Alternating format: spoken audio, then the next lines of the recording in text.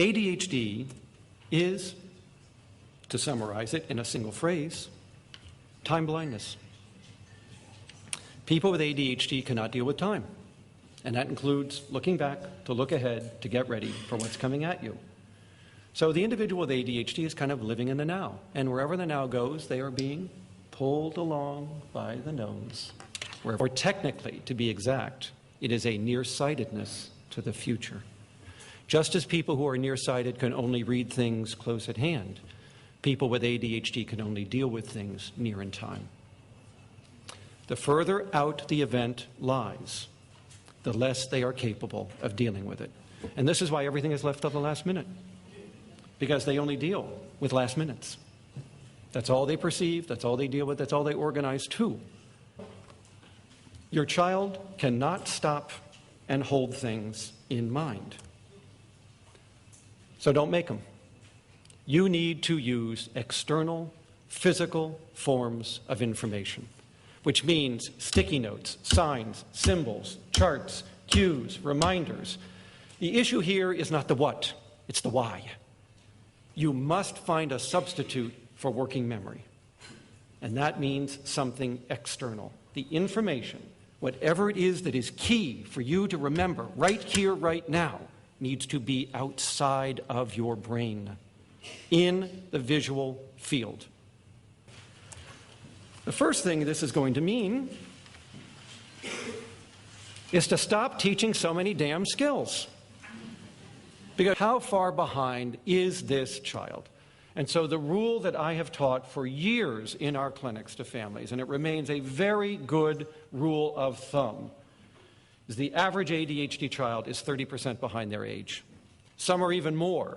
But on average, across all ADHD children, it looks to be about 30%. So here's what I want parents to do. If your child is 10, he has the self-control of a 7-year-old. That is how long he can persist. That is how long he can remember. That is how long he can go without supervision.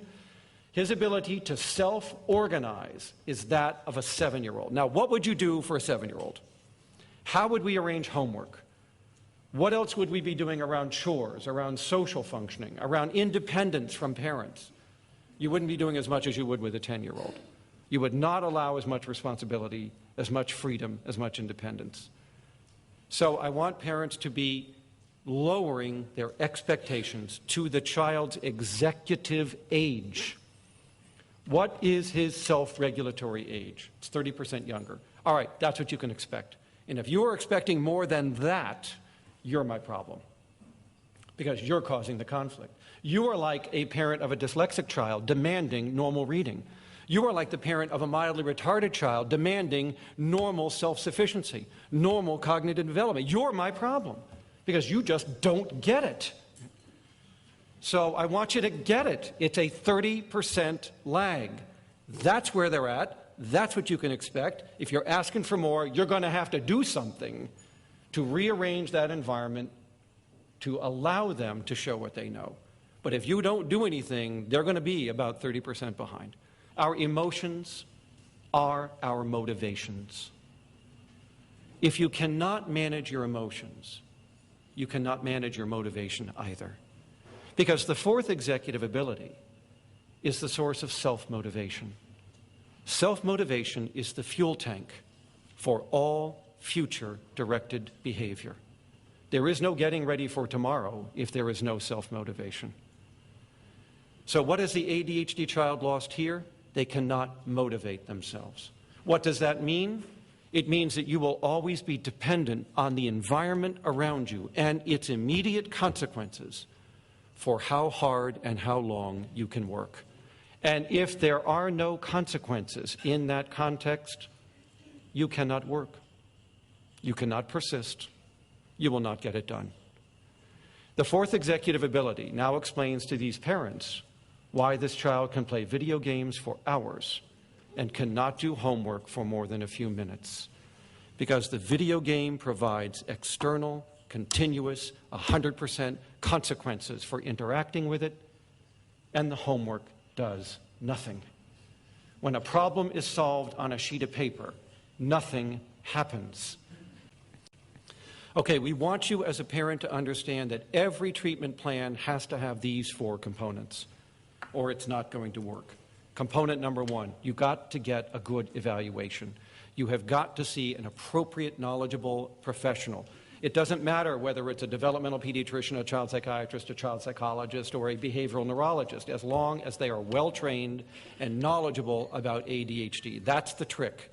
It's not the degree, it's the knowledge, it's the training, it's the experience. Do they see lots of ADHD kids and families or adults?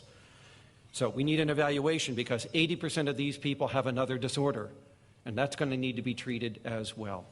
Next, families need to educate themselves. We'll talk more about that.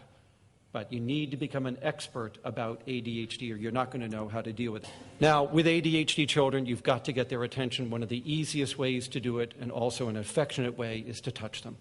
So I want you to put your hand on their arm, on their hand, or around their shoulder. When you talk to them, I want you to look in their eye, and with that Clint Eastwood look, I want you to keep it short and sweet. What do you want done? What are you trying to say? Or is this positive feedback? Is this approval? Is this recognition? Is this praise? But touch, then talk. Keep it short, keep it sweet, get to the point, and then back it up.